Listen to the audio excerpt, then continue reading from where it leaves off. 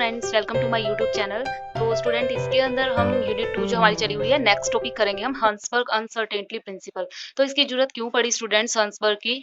ये एक जर्मन के फिजिशियन थे जिन्होंने 1927 में इसको दिया था। ठीक है, याद रखना 1927 में दिया था। ठीक है, और ये जर्मन के फिजिस्ट थे। ठीक है, जिन्होंने इसको हंसबर्ग अनसर्टेनिटी प्रिंसिपल को देखा था। ठीक है, तो स्टूडेंट देखो, आप अपने आसपास काफी सारी वस्तुओं को देखते हो। ठीक है, आप बहुत सारे मूविंग ऑब्जेक्ट्स को देखते हो। ठीक है, जो ऑब्जेक्ट मूव करते हैं। ठीक है, for example a car, planet, okay, and ball through the air, moving along definite path. ठीक है, तो काफी सारी चीज देखते हो। तो आप क्या करते हो, देयर पोजीशन एंड वेलोसिटी को अच्छे से मेजर कर सकते हो एक्यूरेटली किसी भी टाइम पे। ठीक है, उनकी वेलोसिटी वगैरह मेजर कर सकते हो। लेकिन सपोज करो उनके डेफिनेट पाथ को, स्मॉल डेफिनेट पाथ को आप जो है बिल्कुल अच्छे से नहीं देख पाते। ठीक है, तो उसके लिए हंसबर्ग अनसर्टेनिटी प्रिंसिपल जो है वो यूज किया गया। सबसे पहले देखेंगे कि ये किस किस के ऊपर अप्लाई कर सकते हैं। तो किस किस के ऊपर अप्लाई होता है ये देखो। तो it applies only on microscopic bodies. ठीक है, माइक्रोस्कोपिक बॉडीज के ऊपर इसको यूज किया जाता है। तो सेकंड अप्लाई कहां पर कर सकते हैं इसको? It is used to calculate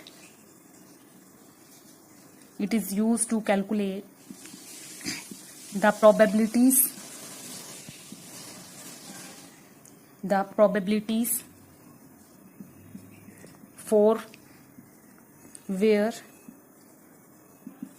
things are and how they will behave। तो देखो ये कहाँ कहाँ अप्लाई होता है स्टूडेंट। एक तो माइक्रोस्कोपिक बॉडीज पे यूज होता है ये, और एक कैलकुलेट करता है ये प्रोबेबिलिटी फॉर वेयर, वहां पर जहां थिंग्स कैसी होती हैं, कैसी हैं, क्या कर रही हैं, उनका बिहेव कैसा है, उनको अप्लाई करने के लिए। और माइक्रोस्कोपिक बॉडीज को जो है जहां पर इसका यूज किया जाता है।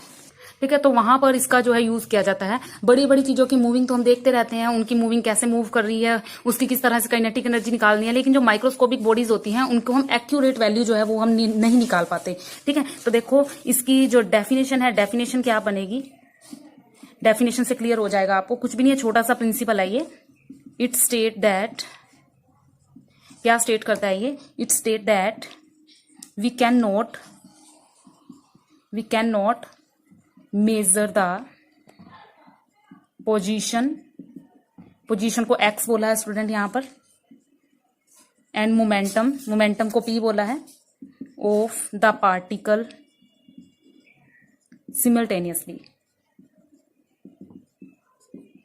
कह रहा है कि या तो आप पोजीशन की बात करो या फिर आप मोमेंटम की, तो दोनों को एक्यूरेटली मेजर नहीं कर सकते। ठीक है, ये हंसबर्ग प्रिंसिपल कहता है। ठीक है, और मोर एक्यूरेटली इनकी वैल्यू को जानने के लिए हम मैथमेटिकली, मैं आपको इसका एक्सप्रेशन दिखाती हूँ, छोटा सा एक्सप्रेशन है। उससे पहले एक चीज नोट कर लो, the more accurately we know one value. अगर एक्यूरेटली बात करें तो हम या तो पोजीशन की पता कर सकेंगे या फिर मोमेंटम की। ठीक है, अगर आपको पोजीशन एक्यूरेटली पता लगी तो आप मोमेंटम नहीं पता कर सकते, और अगर आपको मोमेंटम पता लग गया तो आप उसकी पोजीशन जो है मेजर नहीं कर सकते। ठीक है, तो सबसे पहले इसका स्क्रीनशॉट ले लो, फिर मैं इसको मैथमेटिकली बता रही हूँ, तो ले लीजिएगा। तो मैथमेटिकली क्या कह रहा है? मल्टीप्लाइंग टुगेदर द एरर्स, दोनों एरर्स को, कौन कौन सी? पोजीशन और मोमेंटम, दोनों एरर को मेजर करते हैं किसी पोजीशन और मोमेंटम को, has a give a number greater than. अगर दोनों को एरर को मल्टीप्लाई कराते हैं, देखो दोनों की एरर, देखो पोजीशन ले लिया मैंने, ठीक है, और मोमेंटम ले लिया। ठीक है, तो दोनों को मल्टीप्लाई करते हैं, has to give a number, एक ऐसा नंबर देता है which is greater then and equal to half of a constant called H. ठीक है, तो जिसको एच कहते हैं, h/4π। ठीक है, तो ये उसने बोला कि जो कांस्टेंट है ना वो equal and greater than h/4π है, जहां पर जो h है वो प्लांक्स कांस्टेंट है। ठीक है, प्लांक्स कांस्टेंट है। और जो ये है, ये क्या है आपका? डेल्टा एक्स पोजीशन है, चेंज इन पोजीशन, और डेल्टा पी क्या है? Change in momentum. ठीक है, तो ये उसने बोला। लेकिन however most of the purpose, काफी सारे पर्पस के लिए अगर हम न्यूमेरिकल प्रॉब्लम वगैरह सॉल्व करते हैं तो इसको हंसबर्ग अनसर्टेनिटी प्रिंसिपल को सिंपली हम इस तरह से लिख सकते हैं, delta X into delta P is similar equal to h/4π। ठीक है, और जो हमें पता है कि डेल्टा पी यानी कि momentum which is equal to m delta v के होता है। ठीक है, जिसको हम पहले ही एक्सप्लेन कर चुके हैं। तो मैं यहां पर अगर इसकी वैल्यू पुट कर देती हूँ, तो ये क्या बन जाएगा? Delta X into m delta v is similar to h/4π। ठीक है, तो यहाँ पर h/4π आ गया। या फिर मैं यूं कह सकती हूँ, delta X into delta v h/4 4 पाई m। ठीक है, तो ये जो है मैथमेटिकली एक्सप्रेशन है इसके लिए, ठीक है, अनसर्टेनिटी प्रिंसिपल के लिए। तो अब इसका जो है स्क्रीनशॉट ले लो, फिर मैं आपको एक एग्जांपल से समझाती हूँ। एग्जांपल से आप बड़े इजीली पता कर पाओगे कि ये किन बॉडीज के लिए इसका यूज किया जाता है।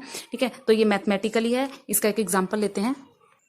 तो ये एग्जाम्पल है, ध्यान से देखना। Imagine a car moving along a road, if you want to see exact place. मान लो कि एक कार है जो रोड पे मूव कर रही है, अगर आप उसकी बिल्कुल एग्जैक्ट प्लेस को जानना चाहते हो कि वहां पे वो कहाँ पे है, वेयर द कार इज, मतलब कार कहाँ पर है, उसकी एग्जैक्ट प्लेस आप जानना चाहते हैं, यू मस्ट पॉज टाइम। तो आपको टाइम को पॉज करना पड़ेगा, रुकना पड़ेगा, एंड मार्क इट्स प्लेस, और आप उस जगह को जाकर नोट करोगे।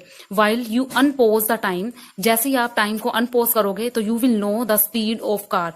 लेकिन आपने टाइम अनपोज कर दिया तो आप उसकी स्पीड जान पाओगे, एंड इट इज इम्पॉसिबल, लेकिन ये इम्पॉसिबल हो जाएगा to know the exact position of car as it is changing. लेकिन उसकी एग्जैक्ट पोजीशन जो है आपको मेजर करना मुश्किल हो जाएगा। मान लो कार यहाँ थी और आप यहाँ पे हो, आप इसकी स्पीड जानना चाहते हो और एग्जैक्ट प्लेस देखना चाहते हो, तो आप एक ही टाइम में दो चीज इकट्ठी नहीं कर सकते। आप यहाँ खड़े होकर यहाँ तो इसकी स्पीड नोट करोगे, यहाँ इसकी प्लेस देख सकते हो, दोनों में से एक चीज देख सकते हो। मान लो कि आप यहाँ खड़े हो तो आप इसकी स्पीड नोट करते हो, तो यहाँ आप खड़े खड़े यहाँ इसकी स्पीड नोट कर लोगे, लेकिन आप इसकी एग्जैक्ट प्लेस नहीं जान पाओगे। अगर आप इसकी एग्जैक्ट प्लेस जानना चाहते हो तो आप यहाँ से जाओगे अपना टाइम छोड़ के, तो यहाँ एग्जैक्ट प्लेस देख लोगे, लेकिन उसका एग्जैक्ट टाइम नहीं देख पाओगे। तो दो चीजें एक टाइम में करनी इम्पॉसिबल है। तो वही जो है हमारा ये अनसर्टेनिटी प्रिंसिपल बताता है। तो इसको भी, इसका स्क्रीनशॉट ले लो, और अगली वीडियो में हम अगला टॉपिक पढ़ेंगे। Thank you.